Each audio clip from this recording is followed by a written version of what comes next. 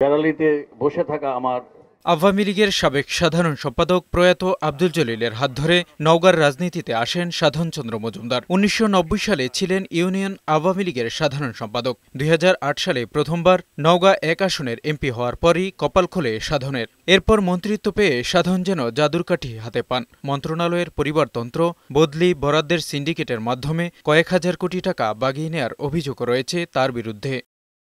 সাধনের এই অবৈধ সম্পদের একাংশের প্রমাণ মিলে দ্বাদশ জাতীয় সংসদ নির্বাচনে তার নিজের হলফনামায়। সেখানে গত দেড় দশকে তার সম্পদ বেড়েছে ৬,০০০%। নওগাঁর চালের বাজারে সিন্ডিকেট, সরকারি জলাশয় দখলসহ অবৈধভাবে সম্পদ অর্জনের অভিযোগ থাকলেও সাধনকে চ্যালেঞ্জের মুখে পড়তে হয়নি কখনো। কালো টাকাকে সাদা করতে এ মন্ত্রী সবসময় মোটা অঙ্কের বিনিয়োগ করতেন নওগাঁর ঠিকাদারি প্রতিষ্ঠান ইথেন এন্টারপ্রাইজে। ক্ষমতার বলে প্রতিষ্ঠানটির পরিচালক ইকবাল শাহরিয়ার রাসেলকে বিতর্কিত নির্বাচনের মাধ্যমে বারবার চেম্বার ভবনের সভাপতি বানাতেন তিনি।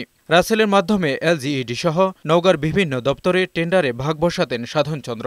ইকবাল শাহরিয়ার নওগাঁ জেলার একটা সর্বোচ্চ সিন্ডিকেটের বস। নওগাঁতে তিনি চালের সিন্ডিকেটটা অনেক বেশি প্রখর আকারে ধারণ করিয়েছিলেন। এলজিডিতে যদি কোনো মানুষ কাজ পেত তাকে শান্তিমতো কাজ করতে দিত না। সাধনের আপন ছোট ভাই মনোরঞ্জন মজুমদারকে দিয়ে নিজের নির্বাচনী এলাকায় ত্রাসের রাজত্ব কায়েম করেছিলেন। গত ১৬ বছরে অবৈধভাবে ভোগদখল করেছেন সরকারি বড় বড় জলাশয়। সাধন মজুমদার আর মনা মজুমদার এত অত্যাচার করছে। আওয়ামী লীগ সরকার যখন ক্ষমতায় আসে তখন থেকে ওরা এটা জোরপূর্বকভাবে এই পুকুরটার দখল করে খায়। বেদখল হয়ে থাকা প্রায় ১৫০০ খাস পুকুরে আমরা সরকারি দখল নিয়ন্ত্রণ ইতিমধ্যে প্রতিষ্ঠা করেছি। মুক্তিযুদ্ধে সরাসরি অংশগ্রহণ না করেও দ্বিতীয়বার সংসদ সদস্য নির্বাচিত হওয়ার পর প্রভাব খাটিয়ে মুক্তিযোদ্ধা হিসেবে গেজেটভুক্ত হন সাধনচন্দ্র মজুমদার। প্রকৃত মুক্তিযোদ্ধাদের চাপে ফেলে অবৈধ সুবিধা নেয়ার অভিযোগ রয়েছে তার বিরুদ্ধে। নওগাঁ জেলার ১১টা উপজেলার মধ্যে ৭টা উপজেলাতে সে জামুকার প্রতিনিধি হিসাবে কাজ করছে। অন্ততপক্ষে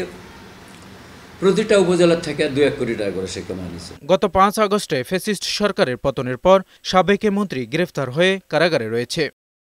এমজে জুয়েল, বৈশাখী সংবাদ।